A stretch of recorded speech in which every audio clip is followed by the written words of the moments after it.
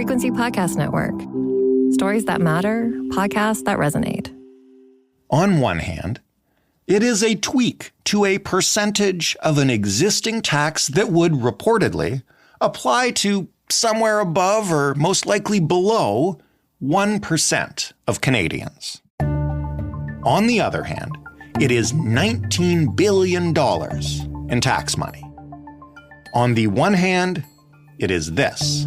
Today, Mr. Speaker, there's an opportunity for everyone in this House to stand up and ask the wealthiest Canadians to pay a little more when they sell extremely profitable investments.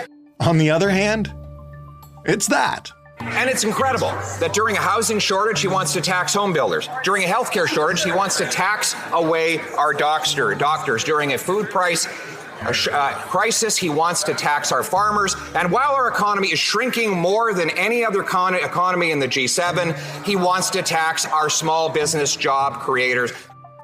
When the Liberal government announced changes to the capital gains tax in their spring budget, it was guaranteed to become a political football. It's perfect. It is a complicated policy adjustment that can be easily spun on both sides of the aisle. So what can we say with certainty about the debate over this tax? Who will it impact? Who has exemptions and who needs them? Is this a tax on Canada's ultra rich who can easily afford it and probably won't even notice? Or will it impact some Canadians who are struggling to run their businesses and cope with rising costs across the board? Or both? I'm Jordan Heath Rawlings. This is The Big Story. Laura Dillon Kane is the Ottawa bureau chief for Bloomberg News, where she is just wrapping up, I guess, the spring-summer session of Parliament, Laura? That's right. It's just finally coming to an end. So parliamentarians are having their final few brawls before they wrap up for the summer and go home to see their families and attend barbecues in the Calgary Stampede and all the rest. The Calgary Stampede where they can't drink water. Right. Oh, dear. Well, they'll have to stick with beer. Exactly. Listen, we will get into the details of this, but speaking of brawls, this has been a big one over the past couple of weeks. What exactly are the top-level changes that have just been made to Canada's capital gains tax? Well, the Liberal government announced in its budget in April that it would raise the capital gains tax inclusion rate. So that means that the amount of your capital gains, so from the sale of stocks or a secondary property that gets taxed, will rise to 2/3 of that gain from 1/2 previously. So for individuals, if you earn capital gains through those sales of stocks or secondary property, only gains over $250,000 will be taxed at the new rate. But for companies, for corporations, all capital gains will be taxed at 2/3 moving forward. Now, this isn't the first time in history that Canada has had an inclusion rate this high. In the late 80s and early 90s, it was 2/3 and then as high as 3/4. It went back down to half in 2000 when the economy was in a pretty good spot. And the Liberals have argued this is really about tax fairness. Mm-hmm. We can get into some of the other motivations that may be spurring them to make this change, including keeping the deficit at $40 billion, as they promised to do. But overall, that is their argument. And I'll just add some exemptions that they introduced and maintained. Of course, there's an exemption on the sale of your primary residence. You do not pay any capital gains on that. Mm-hmm. And then there's a new entrepreneur's incentive that reduces the inclusion rate to 33.3% on a lifetime maximum of $2 million in eligible capital gains. So they argue that will help tech investors in particular continue to take risks. And they also increase the lifetime maximum capital gains tax exemption for those who sell small businesses, fishing, and farm properties to $1.25 million. Before we get into the back and forth and why this has become such a contentious issue in Parliament, I realize that I actually don't know exactly what qualifies as an asset that gets taxed as a capital gain. Is it just stocks and properties? Is that all? Primarily. So capital gains are on the sale of assets such as stocks, bonds, precious metals, and real estate, as long as it's not your primary residence. So that would include, and I know this is a political talking point, the long-beloved family cottage, for instance. Indeed, yes. So, for instance, if you purchased your cottage at $750,000 and then sold it for $850,000, which, truly must be an out-of-date example because that's a pretty affordable cottage by today's standards. Right. So then you made a $100,000 capital gain. And so if you only made an $100,000 capital gain, that would still be taxed at 50%. But let's say you made a $300,000 capital gain, $250,000 of that, half of it would be taxed. And then the amount over $250,000 would be taxed. 2/3 of that would be taxed. So I hope that's not too complicated of an example, but essentially more of your capital gain over $250K will face taxes. No, that's a great example. And thank you for explaining it. And we won't get deep into the math here because math is really hard to do with only audio when you can't see any numbers on a page. The reason I wanted to get a sense of that is because of one thing you said in particular, which is that, the first $250,000 would still be taxed at 50%. And then it's only the extra $50,000 that would be taxed at 2/3. Do you think, Laura, that people on both sides of the political spectrum who are arguing over this have a good faith understanding of the numbers here and what is actually being taxed? I believe so. I want to believe that because I think there are legitimate arguments on either side. I think that for the liberals who argue it's about tax fairness, they note that, most individuals who make, at least a certain middle class wage are taxed on all of their income, right? So it seems patently unfair for the wealthy who make most of their money through the sale of stocks or property to only have a portion of that income taxed. Now, on the other side, there's a legitimate argument that investors take risks, and through those risks, they help the economy grow. They create jobs, they create businesses, startups, and they have to work really hard and put forward a lot of their own capital in order to take those risks. Now, this maybe doesn't count for a house flipper, but even so, they would argue they're doing something risky and they've already been taxed on the income that they generated to then invest in something that would pay off in a capital gain.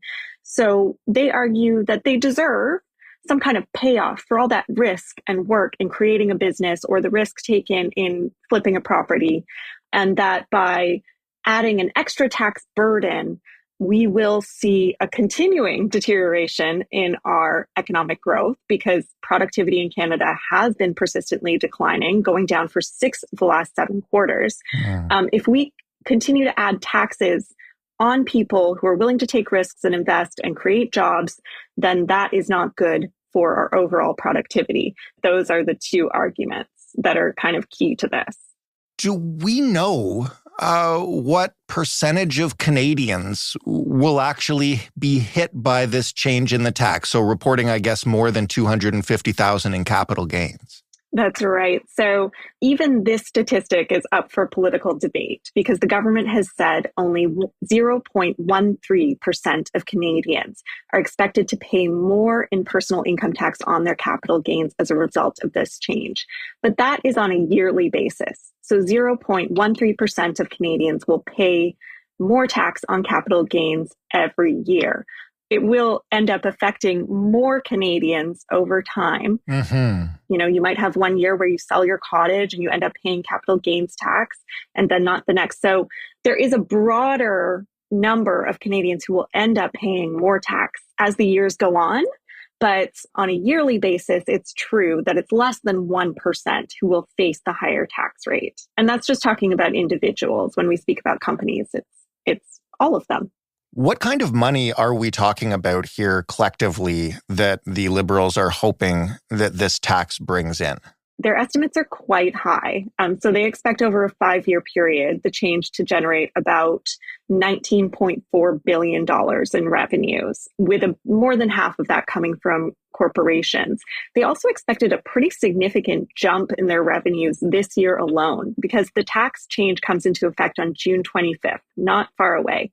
So they had hoped that companies and individuals would sell assets ahead of that deadline so that the government would experience a revenue boost just from that sell-off. So it remains to be seen whether that has happened. There has been certainly some skepticism among economists as to whether the government will be able to meet their revenue targets by the end of this year through this change. They consider it to be something that is going to generate a significant amount of revenue for them. And I'll just add the context that the Liberals promised last year to keep the deficit this year at $40 billion. And they did so specifically to keep the Bank of Canada happy. The Liberals politically cannot have interest rates going any higher. In fact, they need interest rates to fall. They're obviously doing really poorly in the polls, and they're doing particularly poorly among sort of young families in the GTA, people who got mortgages within the last few years and have experienced a rapid increase in those payments. Right. And in order to get some political relief and, in general, just also to get some relief to their own debt charges, the Liberals need interest rates to go down. So promising to maintain that deficit was really important. But they also needed to raise revenue because along with that frustration over mortgages among young Canadians, there's also been real frustration. They simply can't find an affordable home at all to begin with. So the Liberals have realized they need to invest massively in housing supply.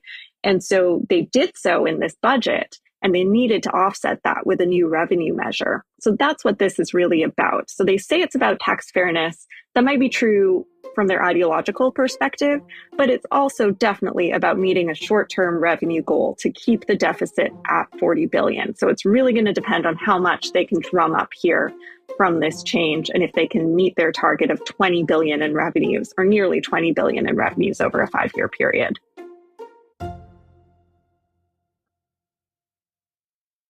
Do we know how this particular change in this policy is actually polling? Is it popular with those people the Liberals need to win? So people are actually split. I would guess the Liberals are a little disappointed by that. In the polling we did a Nanos poll, a slightly higher percentage of Canadians thought that these changes would be negative overall for the economy, and a slightly lower proportion thought that they were necessary to improve tax fairness. So it hasn't quite played out exactly, I think, as the Liberals would hope. I think that they really tried to sort of stoke feelings of, anger toward wealthy people in Canada. I'm trying to avoid using the phrase class war, but let's be honest, they tried to stoke a class war. Right. And I don't think it exactly worked out. Pierre Poilievre for months wouldn't say where he stood on this matter. He wanted to wait until the Liberals actually put legislation forward, he said, and he wouldn't comment until then. And when the Liberals finally put forward a Ways and Means motion, which basically just kicks off the legislative process, Pierre actually came out with a very forceful stance against the measure and put out, one of his very long Twitter documentaries or X documentaries detailing how he thought this tax would be bad for investment and productivity in Canada. So I think the Liberals, some of them might have hoped he would have voted in favor, or the Conservatives would have voted in favor of the measures, because the Conservatives have also positioned themselves as very much being on the side of workers, on the side of middle class. Pierre keeps talking about how, useless lobbyists shouldn't be running everything. And, he's not on the side of the business establishment. So this gambit of the Liberals to separate the capital gains tax into its own legislation in an effort to put pressure on Pierre Poilievre to articulate where he stands, whether he's with the workers or with the business establishment, it didn't quite work, because the overall reaction has been slightly more opposed among Canadians. So I think they were trying to recapture some of the magic they experienced early in their mandate in 2015, when they cut income taxes for the middle class and raised income taxes on higher earners. And that was very popular at the time. Right. But I think the difference right now is the middle class feels like they're really struggling. They don't feel like they're getting ahead. And so simply raising taxes on wealthier people, they don't really see how that helps them. I want to ask this sensitively and without favor for one side of the argument or the other. Could part of the reason Canadians are split and this has become such a polarizing issue be because the changes to this tax are so dense and there's so many exemptions and it's 50% and then 67% and it's really difficult to understand? Like, do we think not the politicians who are pushing it either way, but the average voter is really clear on who these changes impact? Or do they just hear the top line, like, if you sell your cottage, you'll pay more tax? I think that's a really good point. I think unless you're personally affected by this change, you won't have a strong understanding of how it works. If you are personally affected, you may be an owner of a cottage or another secondary property, and you may have done so either, as an investment or maybe something you've passed down from generation to generation. And you're going to be hit with the tax when you pass it down to your kids, or they're going to be hit with that tax. For those it impacts, they're really opposed to it. And for those it doesn't impact, all they hear is a tax increase, which they're still wondering what's in it for me, and for all the Liberals' messaging of we're investing massively in housing, that's great, but those investments are going to take years to materialize. Right. So in the meantime, the conditions of people's lives are still really hard. It's still really hard to find affordable housing. Your mortgage, interest costs have still shot up if you've renewed or if you have a variable rate mortgage. And, groceries are expensive. Everything that's impacting Canadians' sort of mood right now still persists. So a slight tax increase on the wealthy may still not be enough to persuade you that the Liberals are acting in your interest. So far, we've talked exclusively pretty much about individuals because that's where we like to focus, and especially on the politics of this thing. But this tax applies to businesses too. Do we have a sense of if this will discourage businesses from doing business in Canada or encourage the ones that are here to potentially exit the country? So I can say from the Liberal government side, they're very skeptical of that claim because they say Canada's been in a productivity crisis for decades. And so if productivity was already sluggish, then this little tax change shouldn't have that dramatic of an impact. The tax environment, they argue, is not what's causing this productivity issue. And productivity, I'll just explain, is just gross domestic product output per worker, right? How much we produce in an hour. And, some things that boost productivity are companies investing in equipment and technology to make workers' jobs easier and make them faster at doing what they do so they can produce more.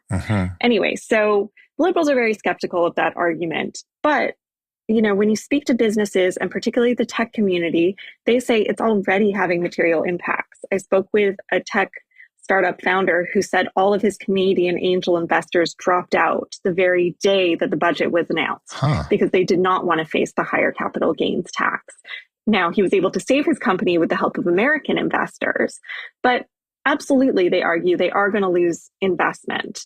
And they note it just adds to an overall perception that Canada is not a business-friendly environment. We already have a pretty complicated tax code at the federal, provincial, and municipal level. There's just a feeling that Canada is not supportive of businesses starting up, and that if you put the money in and the risk and the effort in, that you might not get a huge payoff for all of that effort. It's a perception issue as well as a real issue. And all the business organizations, Chamber of Commerce, Canadian Federation of Independent Business, Canadian Council of Innovators, which represents the tech community, have all advocated very strongly against this. And I'll just add, even though a Ways and Means motion has been introduced that kicks off the legislative process, the finance minister still has until the summer to release draft legislation. And one thing we'll be watching for is whether there are changes to the entrepreneur's incentive or perhaps some other changes to soften the blow to business. Because, even though the Liberals are absolutely sticking with the top line changes they announced in the budget, they have been speaking directly with businesses that are going to be affected. So we will see whether there may be some tweaks there to make the entrepreneur's incentive a little more accessible to a wider number of people. Because, the Liberals are aware that we're in a productivity crisis. And as I mentioned, they want to be seen as helping in the Bank of Canada's fight against inflation. Improving productivity is an important aspect of reducing the risk of inflation. So, they do need to be, improving conditions for business. So we will be watching very closely to see what that draft legislation looks like. The Canadian Medical Association is really mad about this change. I've been getting multiple press releases from them over the past bunch of days. Can you explain why their opposition is so fierce? Yes, I don't know if this was opposition the Liberals anticipated. I don't think that the message that, doctors are opposed to this is a good one for them. No. The reason is that since doctors typically incorporate their medical practices and then invest for retirement inside those corporations, those doctors will now face a higher inclusion rate on all capital gains. So even though the capital gains that you earn from your, in the Canadian pension plan or in your registered retirement savings plan, those are protected. These investments that doctors are making in their corporations are not. So they're very, very concerned that this will hit doctors hard and, that we might lose even more doctors to the US or to other countries. So they say that basically this change will jeopardize their retirement. There are some things they can do. They could sell off their investments that they've made within their corporations and open a registered pension plan instead. Those contributions would be tax deductible, so they won't pay any tax on the capital gains they earn. But it would mean they'd have to shift around the way that they've invested for years. So yes, doctors are opposed. I'm not sure at this point whether the Liberals will make any changes in the draft legislation that could help them. I don't think so. But that might be something they're looking at. The Liberals certainly have been consulting with doctors as well as they sketched out the Ways and Means motion and as they bring in this draft legislation. Lastly, I just want to ask about what comes next. The draft legislation is coming. When do the current changes kick in? What's the timeline here? Right. So the current changes kick in June 25th. So any capital gains realized on or after that date will be charged at the higher rate. The draft legislation will come later this summer. And as mentioned, it may include some tweaks to the entrepreneur's incentive or perhaps something to help junior miners who are trying to raise money to explore for critical minerals projects. That could be another tweak. And then in the fall, likely the formal legislation will be introduced. But because the Ways and Means motion already passed, it can come into effect on June 25th. And I'll also add, as we all await an election at some point this year, and as the polls favor Conservative leader Pierre Poilievre, we have been asking him repeatedly whether he would repeal this change if he came to power, and he will not say. He said that he will do a tax review within 60 days of entering office that would involve what he calls a tax reform task force that will look at ways to lower income taxes for middle class and working Canadians, look at ways to keep wealthy Canadians from hiding their money in offshore accounts. And it will also consider the capital gains tax inclusion rate increase, but he won't say whether he will repeal it. So this may be something that becomes permanent in Canadian society. We will have to wait and see, whether he's elected. There's a lot of ifs and, the results of that task force if he's elected. But essentially, the horizon at the moment is that certainly these changes will come into effect, and we will be watching very closely how they actually end up impacting business, productivity, and government funding. And in the meantime, I guess if you're the kind of person that really needs to sell your cottage to avoid this tax, you better get moving. That's right. Laura, thank you so much for this. Thank you so much. I appreciate it. Laura Dillon-Kane, Ottawa Bureau Chief for Bloomberg News. That was The Big Story. For more, you can head to thebigstorypodcast.ca, or you can just keep scrolling in whatever podcast player you happen to be using. You can send us feedback. Naturally, this is a topic that probably won't get anyone riled up, so I don't expect to hear anything from you folks. But if you want to, the email address is hello@thebigstorypodcast.ca. And the phone number for leaving a voicemail is 416-935-5935. By the way, on that feedback, we're coming up on another long weekend, and that's when we like to do our feedback episodes, so get it in now if you want to be included. The Big Story is available in every single podcast player. And of course, it's on your smart speaker. Just ask it to play the Big Story podcast. Thanks for listening. I'm Jordan Heath Rawlings. We'll talk tomorrow.